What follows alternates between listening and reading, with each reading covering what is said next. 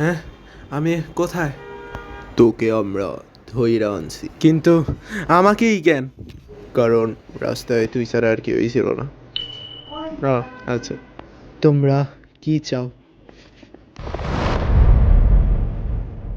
আমরা চাই জাস্টিস।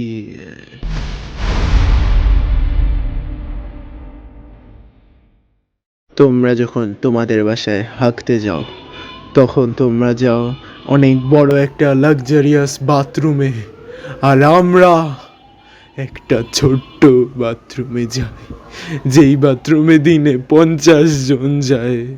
মাঝে মাঝে তো আমি হাগারও সুযোগ পাই না। হ্যাঁ, হাগার সুযোগ পান না মানে? কারণ আমার কাজে যাওয়া লাগে। কি কাজ? মানুষদের এমনি কিডন্যাপ করা? এই শালার মুখটা অফ কর, টেপ লাগা। তোরা কি জানবি একটা ছোট্ট বাথরুমে কষ্ট করে হাগার কষ্ট? সেই বাথরুমে আমরা বসতেও পারি না, হাগবো কি? তোমাদের বাথরুম হয় সাউন্ড প্রুফ, আর আমাদেরটা যদি আমি শাসন নিই, পাশের ভাষার আন্টি শুনতে পারে। আরে জসিম ভাই শ্বাস নিল না? আর এই অবস্থায় যদি পেটের একটু উঁচা নিচা হয়, পাশের বাসার আন্টি এসে বলে, কি জসিম ভাই, পেটের অবস্থা মনে হয় ভালো না, এই নেন কাঁচা কলা খান, এটা খেলে সব ঠিক হয়ে যাবে। আমি কি চাইছি তার কাছে কাঁচা কলা? সেইটা দিল কেন? একজন মানুষ তখন মরে না যখন তাদের প্রাণ চলে যায়, একজন মানুষ তখন মরে যখন তার সম্মান চলে যায়। এই ডায়লগ না শোনা শোনা লাগতেছে? এই বস এই ডায়লগ কোথায় জেনে দেখছে? এই চুপ কর তোরা। এতে আমি কি করতে পারি ভাই?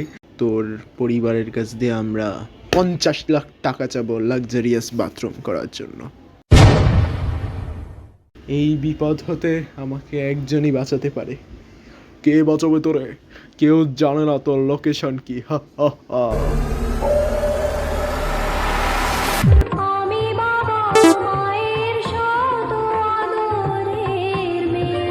এই আওয়াজ কোথা দিয়ে আসতেছে দেখ তো। শাস্তাই আম্মাদা পায়খানা, এটাকে মার সবাই। শাস্তাই আম্মাদা পায়খানা, ধুম পায়খানা, ধুম। পায়খানা, আমি আওয়াজ শুনতে পারতেছি না, পালা। পায়খানা। ধন্যবাদ মিনা, তোমার কারণে এই সপ্তাহে 5 নাম্বার চোর ধরা পড়লো। আমরা পায়খানা বানাই, স্যানিটারি পায়খানা থাকলে ডায়রিয়া থিকা বাসন যাইবো। বুঝলাম না, কিন্তু হ্যাঁ ঠিক। কিন্তু স্যার, আপনি কখনো ভাবেন না মিনা কিভাবে এই চোরগুলো ধরতে পারে? সেটা তো এক রহস্যই, যা সবসময় রহস্যই থেকে যাবে।